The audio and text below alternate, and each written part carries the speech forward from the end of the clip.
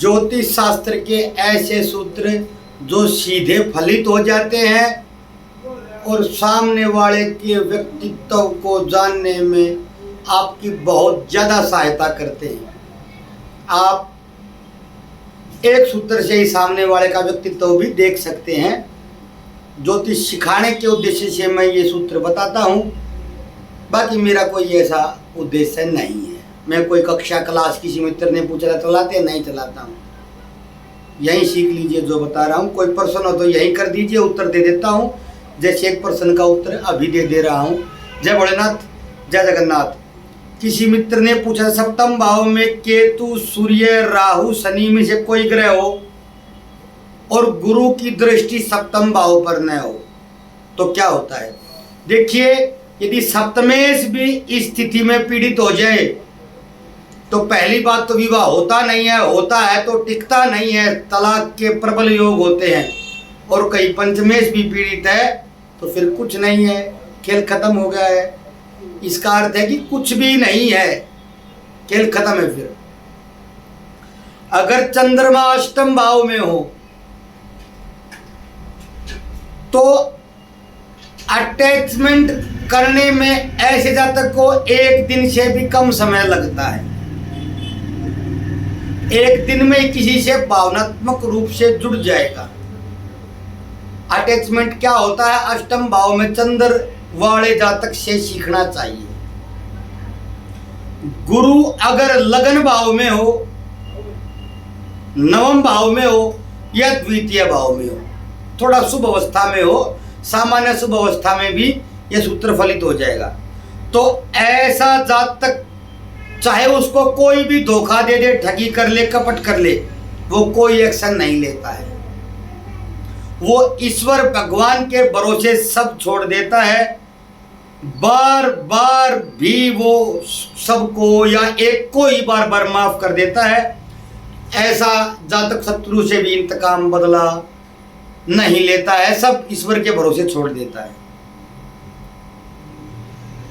प्यार क्या होता है, प्यार बार बार क्यों होता है, इसका सबसे सही उदाहरण पंचम भाव में स्थित राहु वाला जातक होता है। लेकिन इसमें एक नियम है कि पंचमेश की स्थिति भी सही होनी चाहिए।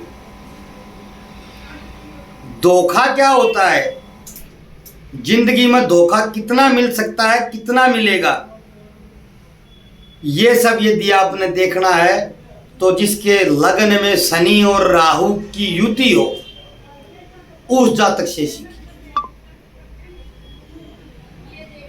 मंगल तीसरे भाव में हो या राहु छठे भाव में हो, ऐसा जातक ज्यादा तर्क वितर्क नहीं करता, सीधा हाथ छोड़ देता है। मतलब ऐसा जातक मुंह की लड़ाई नहीं लड़ता है, सीधा शरीर की हाथापाई, शारीरिक झगड़ा प्रारंभ कर देता है। सूर्य अगर लगन में हो या सप्तम भाव में हो, ऐसा जातक यदि किसी से मुंह मोड़ ले, किसी से भी मुंह मोड़ ले, तो पुनः उसकी तरफ दोबारा मुंह करके नहीं देखता है। ऐसे जातक ने किसी को अपने जीवन से यदि निकाल दिया तो फिर निकाल दिया। वो विशेष परिस्थिति में भी उस जातक से संबंध स्थापित नहीं करता है। लगन में राहु हो तो जातक सोचता है कि मैं ही फेवरेट हूं। लगन में शनि हो तो ऐसा जातक सब कुछ पर्दे में रखता है, पर्दे को नहीं हटाता है। लगन में बुध हो तो बातें और कम्युनिकेशन ही ऐसे जातक की असली पहचान होती है। बातों का महारथी होता है, धनी होता है।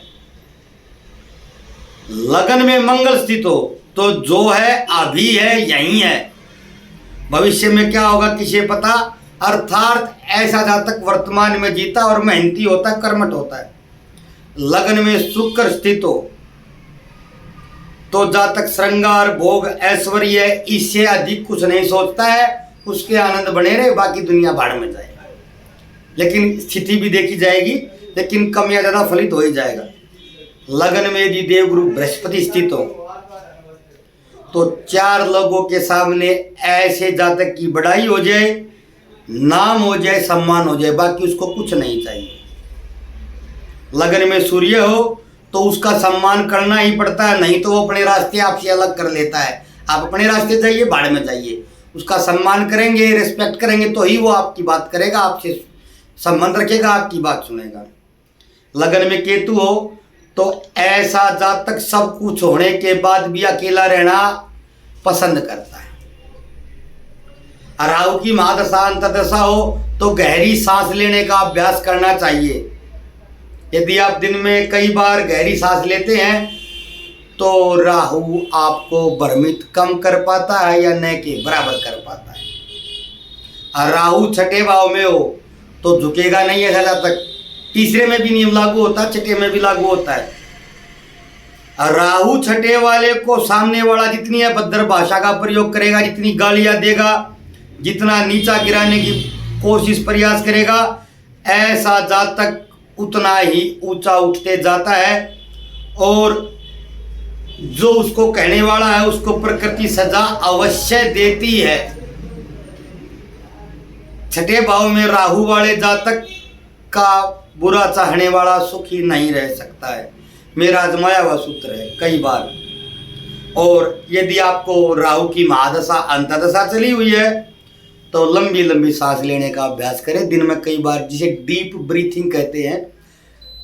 ब्रीथिंग के कई सूत्र भी होते हैं, कई तरह की प्रक्रियाएं क्रियाएं होती हैं। यदि आप बोलेंगे तो एक वीडियो डालकर मैं आपको 2 तरह से बता सकता हूं, जिनका मैंने अनुभव किया है, जो अनुभव में सिद्ध पाए गए हैं। जो 2 क्रियाएं उनको आपको बता दूंगा। यदि एक ने भी कमेंट कर दिया तो मैं वीडियो बना दूंगा। दोनों एक क्रिया एक ही वीडियो में बता देनी है, 5 मिनट की वीडियो होगी।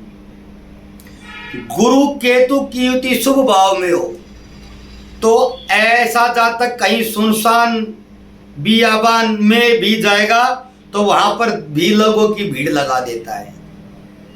गुरु केतु वाला जातक, जिसका गुरु केतु का संबंध शुभ भाव में जन्मपत्री में हो, ऐसा जातक किसी की दुकान पर चला जाए तो वहां चाहे कोई भी न हो, लेकिन उस दुकान पर फिर ग्राहक आने लगते हैं। जब तक जातक रहता है भीड़ लगने लगती है। ये आजमाया सूत्र है। अभी पीछे भी एक मध्य प्रदेश से जन्मपत्री आई थी तो मैंने उससे कहा कि जहां पर दुकान पर किसी पर आप बैठते होंगे वहां पर सेल शुरू हो जाती होगी। बोला हर बार ऐसा होता है। उसने ये बताया कि हर बार ऐसा होता है।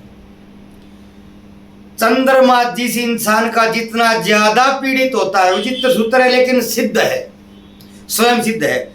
जिस जातक का चंद्रमा जितना ज्यादा पीड़ित होता है वह जातक उतना ज्यादा ही दिल का अच्छा होता है, उतना ही भावुक होता है, उतना ही दिल का बहुत अच्छा होता है। ये मैंने हजारों बार देखा है, स्वयं मेरे साथ भी ये घटित होता है। यदि सूर्य बलवान स्थिति में हो और देवगुरु से दृष्ट हो या देवगुरु की युति हो जाए या दृष्टि हो जाए तो ऐसा जातक भी दिल का अच्छा होता है। सूर्य बलवान स्थिति में हो, देवगुरु बृहस्पति के साथ हो या देवगुरु बृहस्पति से दृष्ट हो, दोनों स्थितियों में जातक दिल का अच्छा होता है। चौथे भाव में देवगुरु बृहस्पति बैठ जाए और शुभ अवस्था में हो तो भी इंसान दिल का बहुत अच्छा होता है। चंद्र केतु की युति यदि चौथे, 8वें या 12वें भाव में हो जाए तो भी जातक दिल का बहुत अच्छा होता है, बड़ा नेक होता है, बड़े सरल हृदय का होता है। अगर लग्नेश के ऊपर देवगुरु बृहस्पति की दृष्टि है तो आप हर संकट से निकल जाते हैं। लगन पर भी यह सूत्र फलित होता है। लगन पर देवगुरु बृहस्पति की दृष्टि हो जाए या लग्नेश पर हो जाए तो आप हर संकट से निकल जाते हैं। विशेष कष्ट की स्थिति में आपको ईश्वरीय कृपा अवश्य प्राप्त होती ही है, होती ही है। मैंने कई बार देखा ये। अगर आपका राहु लाभ भाव में स्थित हो तो भी आपको मुसीबत में कोई न कोई सहायता मिल जाती है, ऐसी प्रबल संभावना होती है। अगर राहु लाभ भाव में स्थित है तो सहायता मिलने की प्रबल संभावना होती है। लेकिन यदि देवगुरु बृहस्पति की लग्नेश या लगन पर दृष्टि है तो फिर ईश्वरीय कृपा प्राप्त होती है। ईश्वरीय सहायता प्राप्त होती है। अगर आपने में से किसी ने वो ब्रीथिंग, डीप ब्रीथिंग या सांस की क्रिया को जानना है तो कमेंट कर दीजिए, मैं वीडियो डाल कर बता दूंगा। कल तो नहीं, परसों ही डाल दूंगा। तो नहीं जानना है, आपको पता है तो यूट्यूब पर और भी जगह मिल सकती है। आजकल सब कुछ यूट्यूब पर बेबहा मिल रहा है फ्री में, तो आप वहां से सीख लीजिए। नहीं तो 2 क्रिया मैं बताऊंगा, दोनों मैंने आजमाई हुई हैं, दोनों वास्तव में कारगर है।